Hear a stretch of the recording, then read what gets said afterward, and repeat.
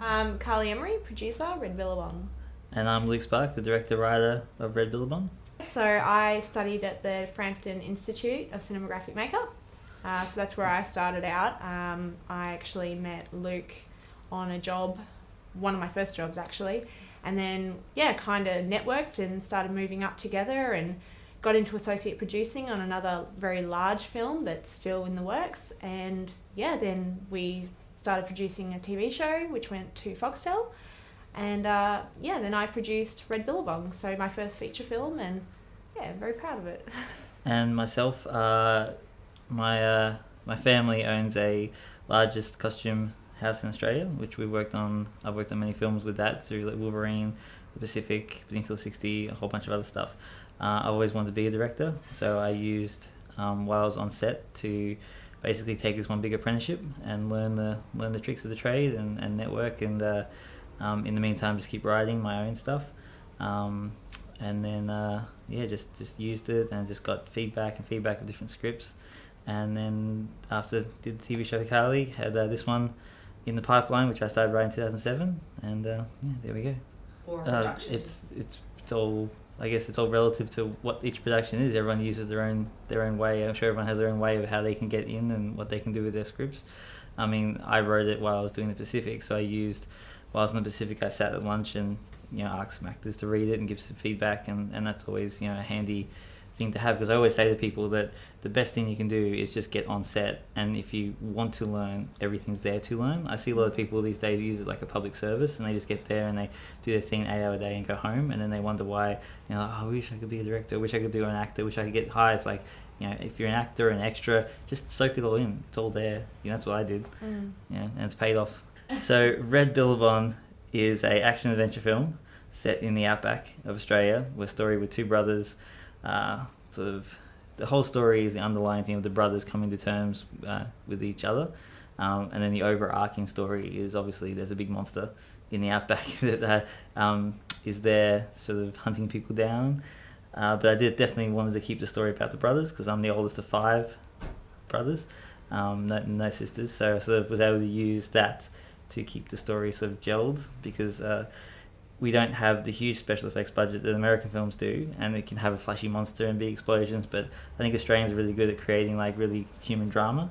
So I wanted to create a human drama, but not my first film be a human drama story, because I think there's a lot of them out there and they're all really great, and that's great, but I wanted my one to be a bit more popcorn action adventure. So I used the human drama that Australians do really well, and then put this action sort of package around it.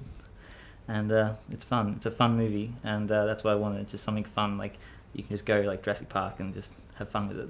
We came to Supernova Sydney last year, like weeks after we finished shooting, and I wanted to really get the groundswell of support from like the pop culture crowd, because I think they're going to get a kick out of this movie with obviously a monster and everything else.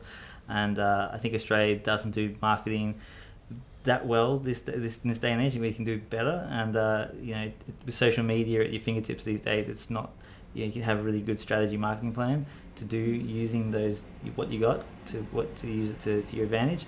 So we came down last year, and since then we've gone to Comic-Con Brisbane, Sydney Comic-Con, Gold Coast Comic-Con, Melbourne Comic-Con, and then just this last weekend we've been at Sydney Supernova, and this weekend we go to Perth Supernova, and that ends our little pop culture campaign. So all of those. From the very first one we were here in Sydney last year, we were just this little booth over in the corner in the back wall that no one knew what Red Billabong was, and now we're able to go there with a triple booth and have photo booths, and people are coming up all day saying they think this is going to change the game, and that's humbling to hear. Especially that usually you go to these conventions and the film's already out, or it's an actress that you like in a movie like Buffy or something, and you can go, in episode 21, what did you do here? And no one knows, no one's seen Red Billabong apart from trailers. So it's great that people even rock up, because my biggest concern always was we rock up and there's like one person going, yay, Red Billabong. But we don't get that at all. So it's really, really nice that Australians are getting behind it.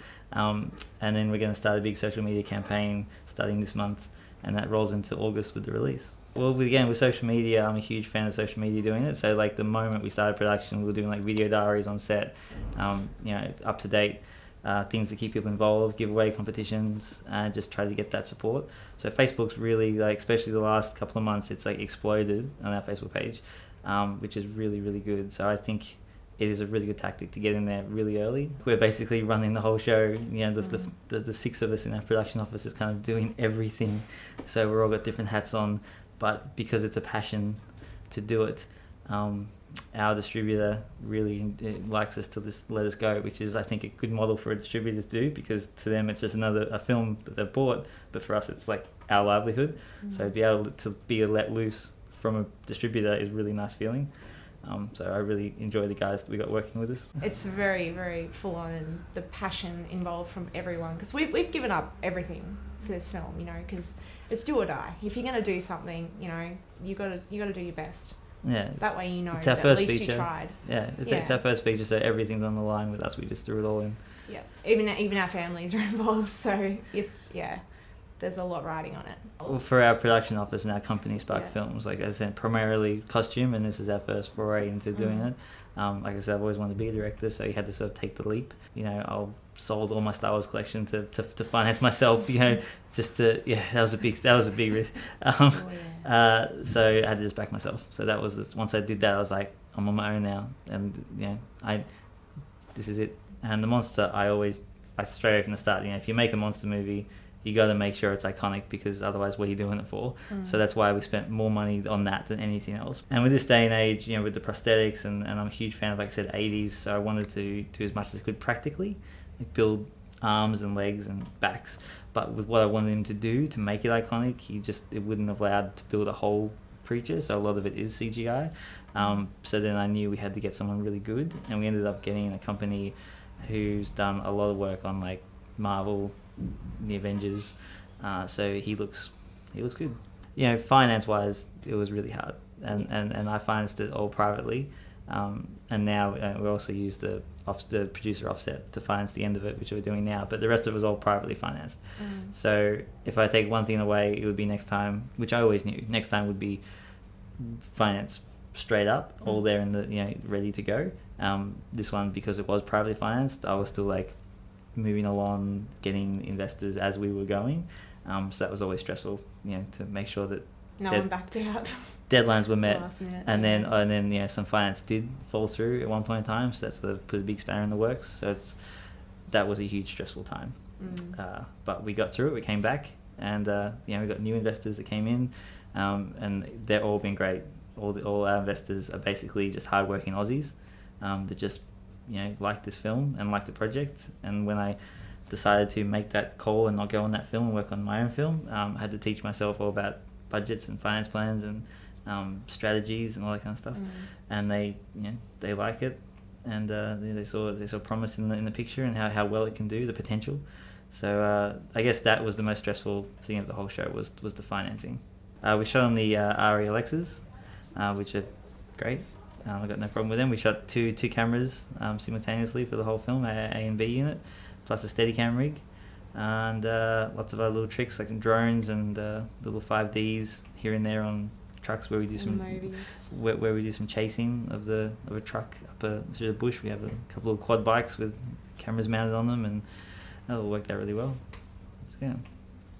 Post will go right up until delivery. Like the basic post has been done, the monster's still going, and I think my artist guy is going to be working on that. I'm going to have to like literally pull the DCP out of their hands to get it to cinemas. So I think they're going to be going right up until release.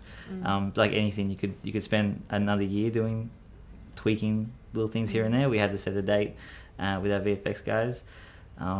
So yeah, everything's done apart from him, apart from the monster.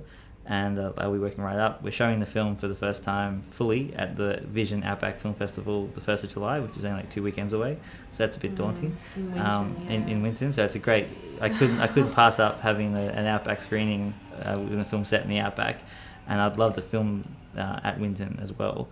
I'd love to film the sequel if we get there. If we get to film the sequel out at Winton. So yeah, and then after Winton is July, just cleaning up just a few other things, and then ready for August. For me, I'll just stick to my side. You can stick to the numbers side. To me, just keep working on scripts. Just keep writing. That's the best thing you can do. Is to get a team that is collaborative and you can trust. And I guess the same for the actors as well. Get actors that you can trust and be collaborative with. That's 2. Yeah, just never give up. Just, you know, anything worth fighting for, you just gotta keep going. That's no not matter a what. tip. That's a saying. It's a tip too. Just keep going, no matter what. Like I said, we hit so many brick walls, but we somehow smash through them, and it just goes to show that you can come through it. There's always a way around it. Just work together. Just no matter what, stick together. You know, when times get tough, just keep it going and don't, And my last tip is to make a good movie. Make it good. Make a movie that you want to watch. Yeah. That's I think that's the best one. Yeah. Make a movie that you want to watch. Because I made this movie that I know I like it at the end of the day, and I think it's being independent. I had no one really to tell me no until later on. Like the distributors never come on later on after it's already shot it. So I'm able to sit there and go, I like this movie. And if someone comes up to me and says your movie sucks, I can say, well, at least I like it. Where the other way is you're listening to everyone else, and someone comes up to you, and if you compromise too much and change your vision or change your story, someone comes up to you and says your movie sucked, and you have to go, I shouldn't listen to those guys, you know, and you feel, you know, a bit bad inside. At least this way I can go, I like it. Again, back yourself. Yeah. Always back yourself. Go with your gut. Yeah.